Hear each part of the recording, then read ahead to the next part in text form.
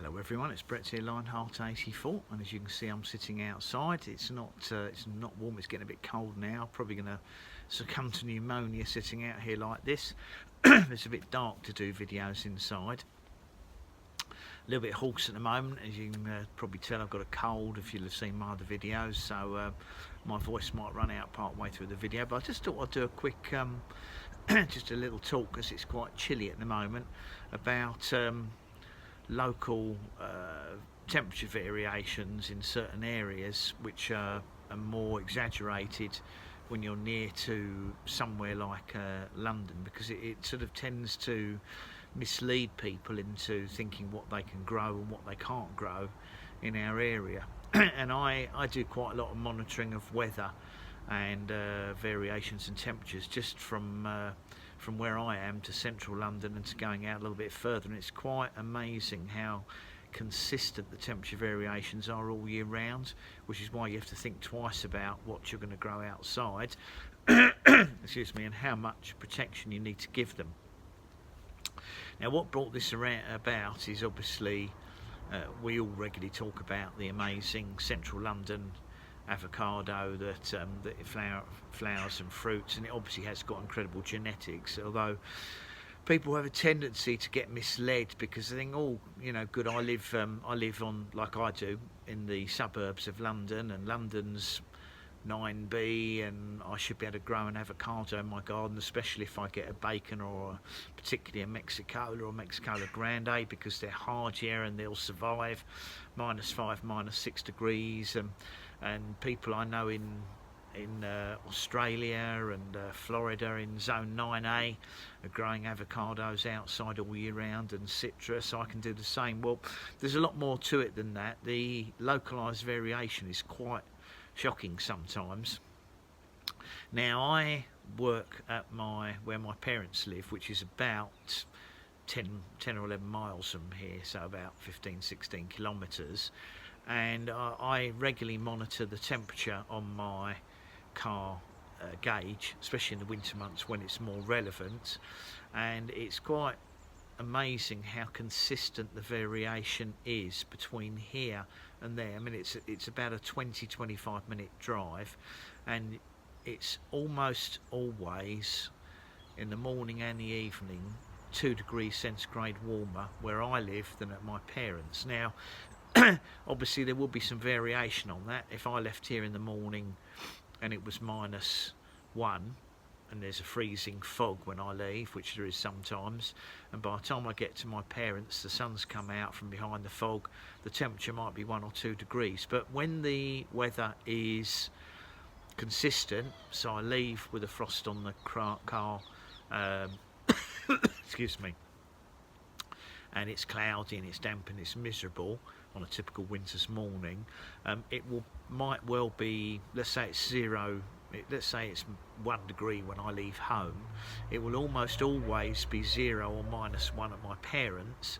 And when I leave work in the evening, probably about 6:30 at this time of the year, if the temperature at their place is say 2 degrees centigrade, because we've had a cold day, or 5 degrees centigrade, you can almost be sure that it will be, as I watch the temperature gauge, as I get to where I live, it will be 1 or 2 degrees centigrade higher.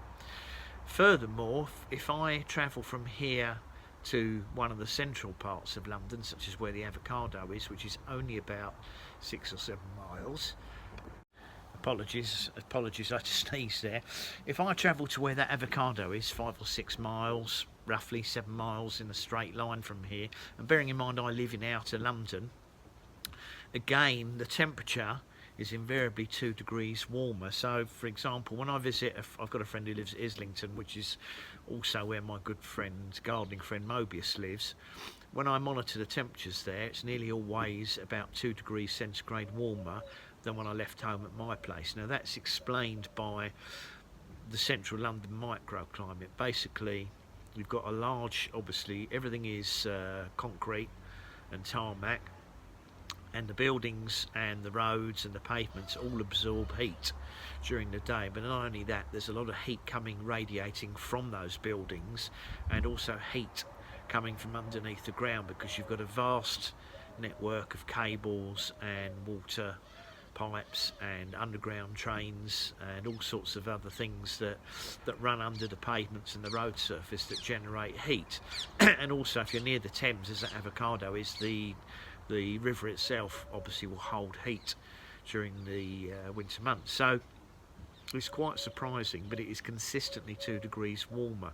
Now, when you see a weather forecast map and they show London, they'll throw, like tonight, they might throw a 0 over what purports to be London, but in truth that's just an average temperature for Greater London. And if they actually localised those temperature readings, you might find that, for example, if you go somewhere along the Thames, whereas the weather forecaster said 0, it might be 1 or 2 degrees along the side of the Thames, or in some of the areas where the built up buildings are.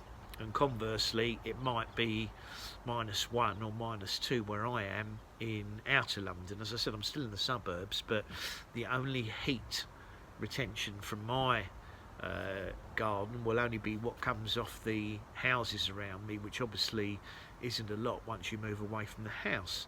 So the absolute centre of London and some of those microclimate areas in central London, I believe probably have a climate zone equivalent to 9B, and I've certainly heard of people who've actually got Swiss cheese plants growing outside in their garden in Chelsea apparently. And obviously I myself have seen various avocados and citrus that survive in various stages of health. Obviously if we do get a very cold spell, they do suffer, whereas my plants out here, just 8 or 9 miles from the centre of London, take a bad hit when we get those sort of temperatures. And also, for example, if we move from mine to my parents, again, which is only about 10 miles, when we had the -7s and -8s last year, and when I say last year, I'm talking about December 22, not in 23. When we had the -7s and 8s here, my pineapple guavas, which are pretty tough in my garden, seem to suffer no leaf or tip damage whatsoever, and my parents' plant, which is supposedly in the same sort of climate area as me, did suffer a fair bit of growing tip dieback and damage, and their bay tree as well. So I would think the temperature there probably got down to about -9 or -10, even though the weather forecast was suggesting -7 to -8. And of course if you're out in the country you're more exposed anyway. So it's just really, this video is just for people who sometimes get all excited and misled perhaps by seeing that wonderful avocado tree, which surprisingly enough I think is probably genetically, the background is probably a Hass. I'm not even convinced it's anything particularly exotic. Like, I don't think it's going to be a bacon or fuerte. That's possible that people could have bought a bacon or fuerte fruit and they could have planted that stone, but basically it could easily be a generic derivative of a Hass. But as I said, I believe that area where that tree is growing is probably the equivalent to 9B, possibly even 10A, because the other thing to take into consideration is the rainfall is very low in central London, in that everything is vast, is heavily concreted, so there's very little water that soaks into the soil. Most of it goes down the drains and gutters and disappears into the sewage network. So you will find that the ground tends to be quite dry where those plants are growing, and one of the killers of subtropical for me is a combination of cold and wet.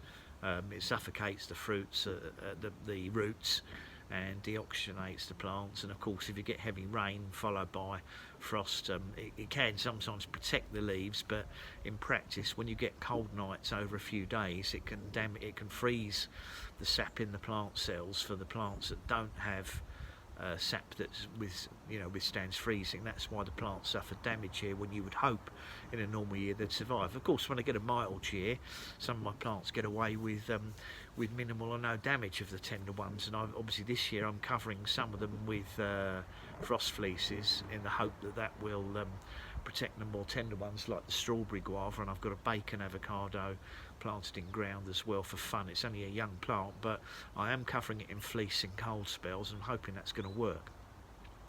But it's just really to say be wary, because you might live in Essex and think, or Hertfordshire, and think, oh goody, I can get cuttings of or science from that avocado tree in London because I'm nearly as warm as London, and I'll be able to grow I might be able to grow that tree in my garden and get avocados. But in practice, unfortunately, it's going to be very difficult, because once you're outside that central London, I have noted the temperature differentiation is quite appreciable. As I said, I regularly monitor the temperatures when I'm travelling to different parts of London and to and from work, and even my friend who lives about less than 2 miles away at Buckhurst Hill, the temperature difference is consistently 1 degree warmer at my house than when I leave his, and it's literally a 5-minute drive. So it just goes to show that that might be the difference between a plant surviving and not surviving. Anyway, I thought that might be of interest to people, and obviously there'll be no doubt there'll be people who disagree with me or argue, but I can only say what I've monitored on my car temperature gauge, which should be accurate, and it is consistently warmer where I am than where my parents are, less than half an hour's drive away. And again, when I travel into London, it's consistently 1 degree or 2 warmer in winter. I haven't really monitored the summer temperatures because they're irrelevant, because whether it's 21 or 22 doesn't matter to plants, but the difference between 1 degree centigrade and -1 degree centigrade can be quite substantial on plants that are fairly tender. So thanks for watching the video and putting up with my coughing and sneezing and spluttering. Thumbs up please. Welcome to share the video if you think it will interest anybody. Please share it. Do subscribe to my channel and click on the bell if you like updates on new videos when they come out. I'll catch up with you all soon. It's Brett out for now.